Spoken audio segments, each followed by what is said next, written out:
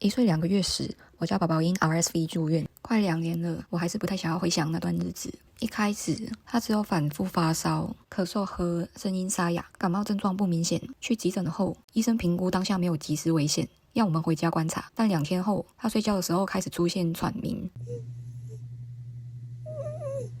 加上吃的少、喝水、喝奶变少，医生担心脱水，所以还是建议住院。医生告诉我们 ，RSV 没有特效药，主要靠支持性治疗帮助孩子慢慢恢复。住院期间有打点滴补充水分，也接受医护人员监测。虽然咳嗽没有马上改善，但是喘鸣慢慢减少。